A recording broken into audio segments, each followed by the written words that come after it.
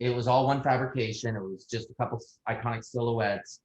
Yeah. And like we didn't have a name or anything. It was only until like the last minute where it was like, what do we call this? And that's where we took the old name Tech Pack and put it, kind of repurposed that name for this collection. Only real content is gonna last.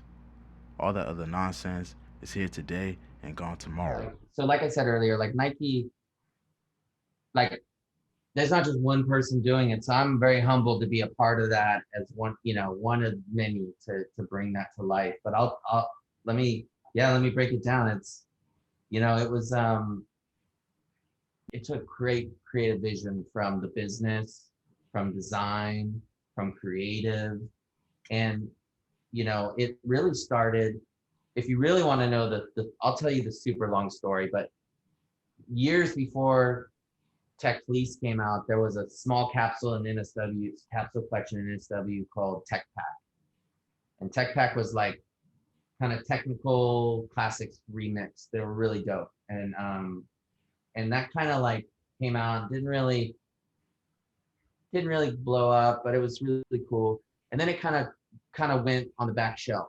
And then when this Tech Pack, Tech Fleece and all that came out, basically the business was like, how do we grow fleece? Like fleece is like the biggest classification in the athletic world, right? Like sweatshirts and joggers, and that's like for any athletic company, that's the foundation. But up to that point, like fleece was like super, hadn't changed in like 100 years. It felt like it was just like basic, fleece.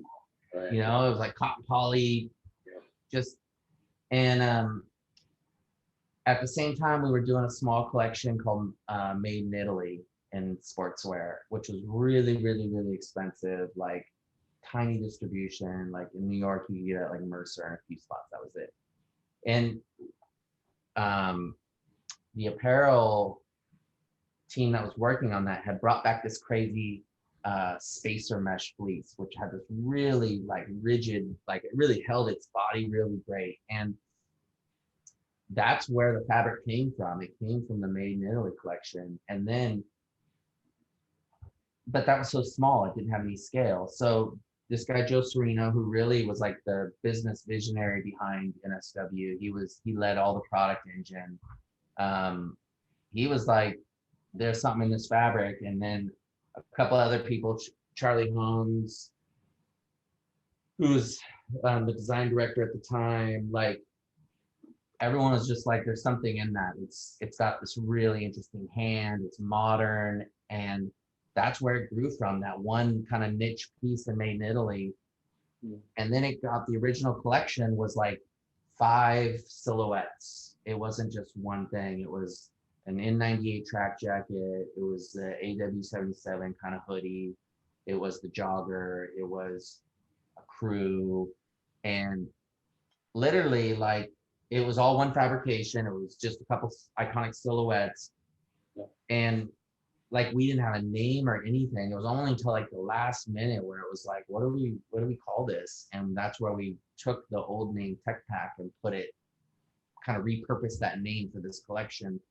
And then it was like way more expensive. It was like 30% more expensive than normal fleece. There was like a lot of like crazy things about it where we presented that collection. This is kind of like behind the scenes story, but at Nike, you kind of take your collection every season, you kind of present it to Nike's kind of like merchants and the buyers, if you will, right? Like Nike's kind of like its own world where it has its own buyers that buy for its stores, and they're not buyers, but you know what I mean.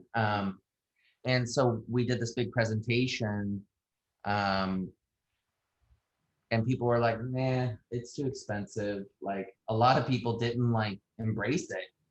Wow. It was like, it was kind of like, Ah, yeah, it was kind of like it was very polarizing. A lot of people in the company were kind of like, yeah, I don't know.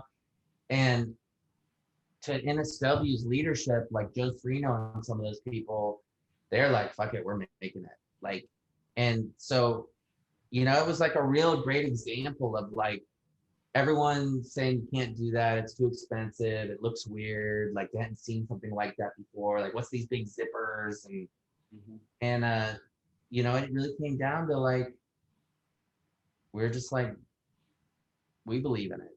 You know what I mean? So kudos to Joe and the business and they got it placed in like some Nike direct doors, you know, just some Nike owned doors and dude, it blew up. I mean, it just went like people on the street saw it and just went, yeah, more of that. Right.